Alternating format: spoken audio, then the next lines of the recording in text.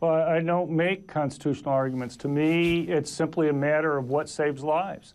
And I think when you look around the world, whenever you have a ban on guns, you see increases in murder rates and increases in violent crimes. I can't find one place around the world where we've had a gun ban and not seen murder rates rise. We tried that in the United States. We tried it in D.C. and Chicago.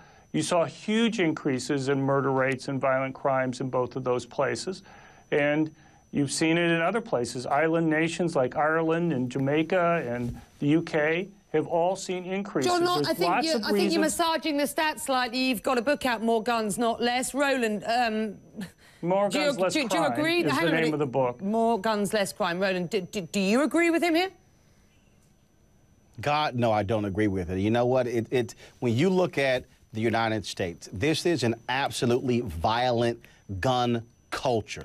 Okay, and so it extends far beyond just a question of gun control and gun laws. It is a violent gun culture. There are far too many guns in this country. And look, I don't know where John grew up, but I can tell you where I grew up. And I grew up in a neighborhood where I could stand on my front porch and I could see the DEA take down crack houses. I mean, I saw people who were bringing guns to school. I can tell you, look, I have absolutely no need for a gun. I don't want a gun. I fired one before. I'm sorry, it's grossly overrated. And I think what you have is you have people out here who, frankly, when they are strapped with that gun, they frankly lose, in many cases, common sense. Look at this case in Jacksonville, Florida, where you got this guy who's upset because somebody's music was too loud. And so what does he do? He goes to his car, gets a gun, fires 8 shots into the SUV, killing a 17-year-old. And he says, oh, you know, it was self-defense. It is a violent culture,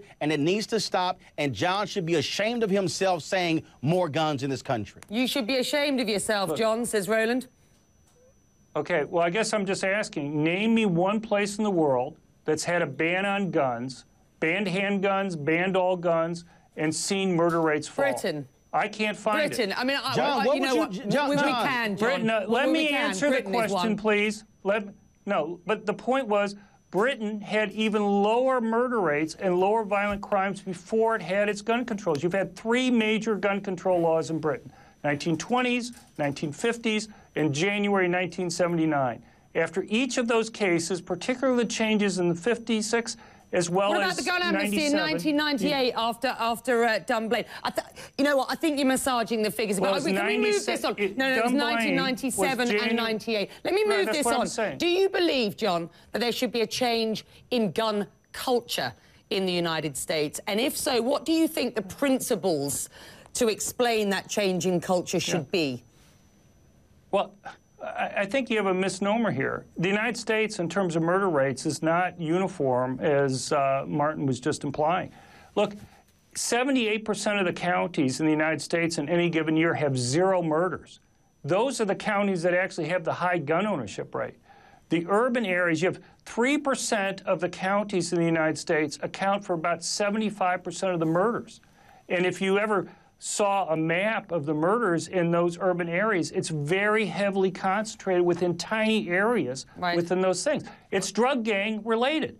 And the problem is, generally, we have a lot more of a drug gang problem in the United States than most other countries have.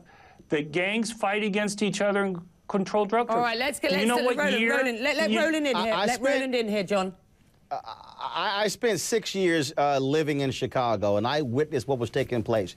And what you also have is you have a select number of gun shops, frankly, that are responsible for a significant number of the guns, a significant number of guns in these areas. And what you have in this country, you have a powerful lobby in terms of the National Rifle Association that, frankly, is unwilling to concede that we have a problem. You have people who are walking around who say, oh, no, I need an assault weapon style gun. I need an assault weapon to go hunting. Stop it. You don't. It's called sensible gun control, and we don't need more guns.